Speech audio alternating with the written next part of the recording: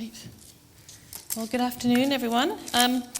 Today is very much a day of celebration of our past, but perhaps it's more importantly, it's about thinking about the future and about what the future might be. And that's precisely what I want to talk about in my 15-minute slot today. How, as we move further into the digital age, new technology can help us look back on the past, but in ways that I hope future generations will also be able to understand, remember, and celebrate the past. And in today's world, to a large extent, we do this now through physical objects, through heirlooms, if you will, things that are passed down to us. Some of these things hold deep meaning for us.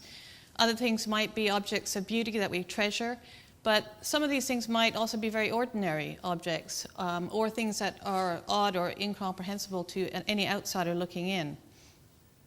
So what is it that makes an object an heirloom? What is it that makes something meaningful to future generations?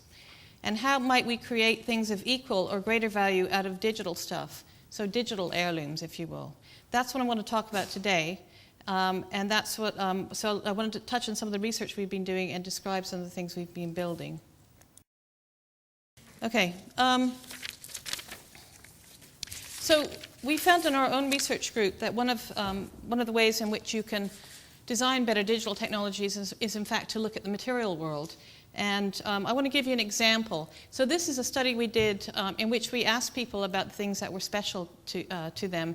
And this was when we asked this woman about what are things that connects her to her past, she immediately pointed to a bunch of diaries that her mother and her grandmother had written over the course of 40 years. And these weren't especially literary things, and they weren't things that she looked at very often, but she did have this to say about it. Should I use it? So she said that many of the diaries said things like, clean the kitchen, or I did some gardening, or I took a nap, so just really dull, ordinary, everyday things. But she also mentioned that the whole social history of things were kind of tied up in these diaries. So things like the price of bread, or the kind of daily routines of people, the TV shows that were on at the day, and so on. But there were also things interwoven with these diaries which were more, if you will, emotional or more important. So things like the weights of her daughters when they'd been born. There were also scribblings about her grandmother's experiences of when her daughter died. These were all kind of bound up together. And this really provokes lots of questions for us when we think about our own future legacy and what that will be for future generations, for our own kids and our grandkids, for example. So there are lots of technical questions that this raises, obviously. Will digital data be accessible? Will it be faithfully rendered? Will it be in places that we can trust the networks to look after in future? But these questions are also bound up with very human kinds of questions. And some of this is because all of the stuff that we're creating and the things that we'll pass on will be mixed up with digital data. So we'll have knickknacks and clothing and furniture that we'll pass on, and at the same time we'll have hard disks that we pass on, and mobile phones, and all of that stuff that exists in the cloud. A lot of this stuff we create deliberately. But a lot of it is just a result of living in the online world. So things like Facebook postings or tweets or emails or the documents that we create. And as I said, all of this raises important questions for the digital age. So what will be our future digital legacy? As I said, there are many technical questions here, but I think equally important are the human questions and the human issues. So things like, so if you think again about these diaries, will 40 years worth of tweets be the same as 40 years worth of diaries? Well, perhaps, right? But what about 40 years worth of email or documents or financial transactions? These things might be quite different. They might not be meaningful or important or insightful for future generations. And what if future generations can't find the things that matter to us, that are important to us? How can we draw attention to the things that we care about? On the flip side of this, what if there are things that get passed on to future generations we don't want them to see? So what are the ways in which we could perhaps delete or make sure that things that are embarrassing, sensitive, or intrusive don't get passed on to future generations. And that, in fact, might be a bigger problem than the problem of preserving a legacy. So I don't have time to go into a lot of the research we've done in this area, but let me talk about three main findings. In some of the research we've done, for example, we've talked to people who've recently lost loved ones and talked about the things that they inherited both in the digital world and in the physical world. And some of the things that they say are these following 3 points. So, for example, the difference between inheriting a box full of physical stuff and a hard disk full of digital information, to a large extent, is just due to the overwhelming amount of stuff that you get. So it's very difficult to filter out and see what's important. Likewise, it's very difficult not to come across things that you don't necessarily want to come across. A second point has to do with the need to control ownership of this stuff.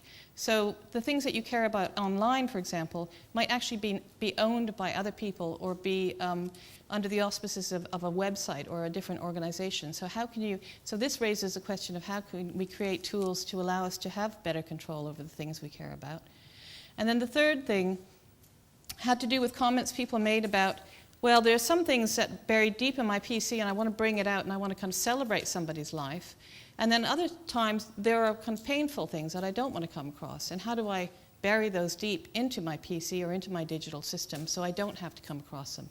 And this points to the need for more nuanced ways of storing and displaying and managing the data that we have. Right, so next I want to talk about some of the work mainly done by Richard Banks, who's a principal designer in our research group, things which he calls technology heirlooms. And this refers to the idea of trying to take digital data and package it up in a physical form in such a way that you might see how it would live in somebody's home. And let me just point to a few of the things he's built here. The first concept is one called Backup Box. And what he's built is a box in which you put all the tweets that you've been generating over the course of your lifetime. And this lives in a box that you might keep in your home. And lifting the lid off it means you can kind of interact with these things along the timeline. Likewise, with Slide Viewer, again, it's a packaging up of, this time, Flickr data. So imagine that somebody passes away and leaves behind this box for you. And now when you put these plastic slides into this old-fashioned slide viewer, in fact, what it does is connect you to collections of Flickr photos kept online. So the different slides might correspond to different albums. But the one I want to talk about most is Timecard, which is this last one. And it's kind of different from the other two in that it's less about re-rendering stuff that we already have, but how we might author digital data to kind of give it that narrative and give it that context that people complained about not having when they inherit, for example, just a hard disk off somebody.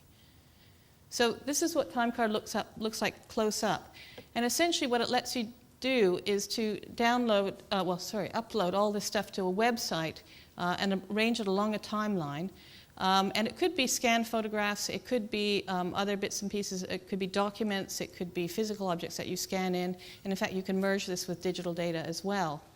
And the thing that inspired this for Richard was when his grandfather passed away, he inherited a suitcase full of all of his stuff.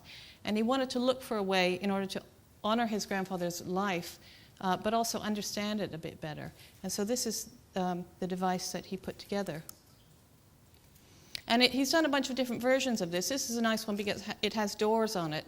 And the doors are a way of controlling access. We talked about one of the things that people didn't like was not being able to manage whether or not you saw data about somebody. So a simple set of doors is a way to deal with that. But one of the things that we did with this was to actually deploy this with families. And we found out that when we do this, families really enjoy interacting around it, but what they really wanted to do was to be able to create these timelines together as a family. And so we now started to experiment with ways of putting this in the cloud as a service, as a web application that would allow people to create these timelines together and to share them. So now, we just heard about Facebook Timeline. This was announced last Thursday. This is a concept that we've been working on for a little while, but the way it differs, primary way it differs from Facebook Timeline is Facebook Timeline is re-rendering all your Facebook data, obviously. This is much more about authoring. So I've talked about how you can create things of your own and add a narrative of your own. So this tool is really concentrating on that. Now, am I going to be able to show this demo, do you think? Is that demo live? Okay, great. So I just want to give you a sense of what this looks like. So this is the timeline application. Now, let me just say, too, that this is not a Microsoft product that we're building here. It's a prototype. It's a research prototype, and it's something that we're hoping to be able to release at the end of October. So essentially what Timeline lets you do, or Timelines lets you do, is uploads your own stuff. So this could be your own photographs or any scan materials that you have, to gather things off other sites, like public sites, like off the web, to compare and merge timelines together, and also to share them. Okay, so what happens is that when you sign in, you're taken to a list of your timelines. The ones that you've created are on the top. And as you'll see here, there's a couple that have to do with a personal history about someone. So we have the one about Richard's grandfather here, Ken Cook. We also have one that he's created or is in the process of creating for his daughter to kind of monitor and track her progress over time.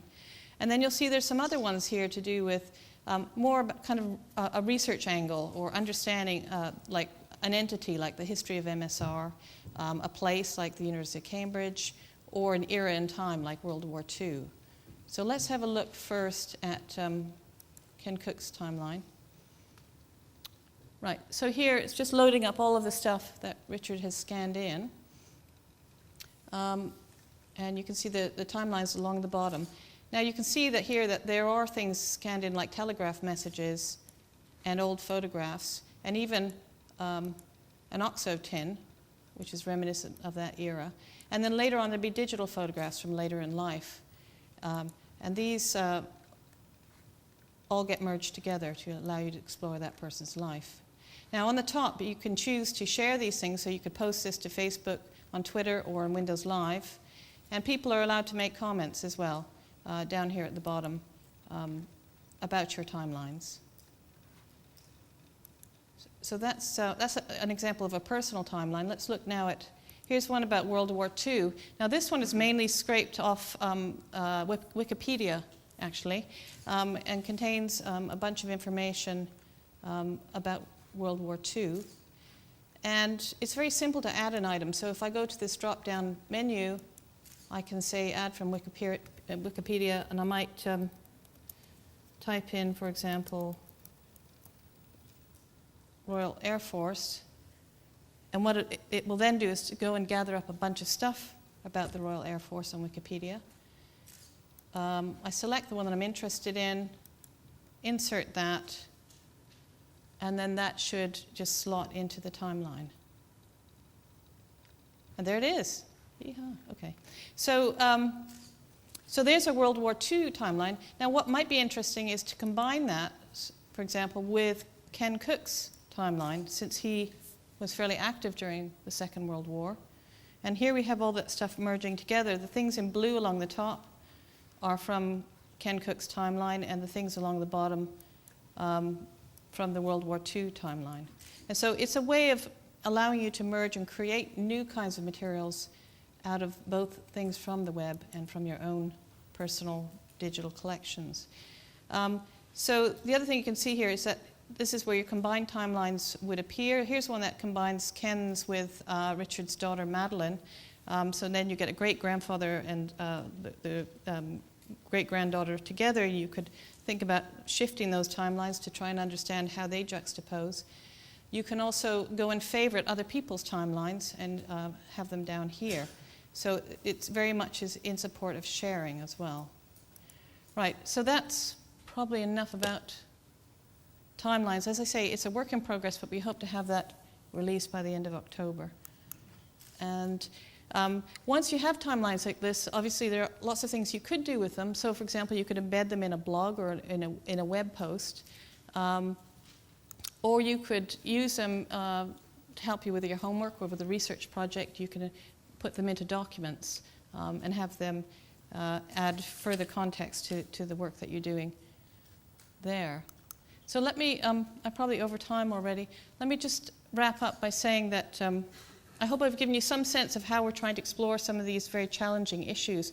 And they're challenging because everything that makes digital data great at the same time makes it difficult in some ways when we think about how we pass it on in the future. The fact that we have huge quantities of it, that we can replicate it so easily, that we can share it so easily, makes it difficult also to make it meaningful in the future. And so we really have to work at new ways to design materials and think about applications that'll help us pass it on in a more valuable and meaningful way.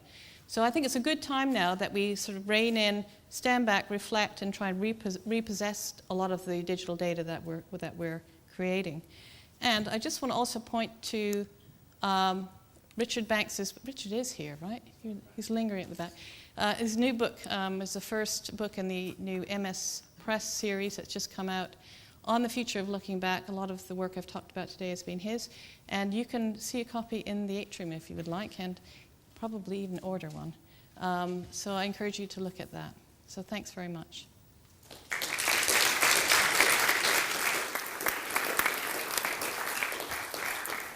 Okay, and Abigail's actually skillfully got us right back onto time as well. What a pro. Thank you very much, Abigail. So we are going to take a break from this lecture room now.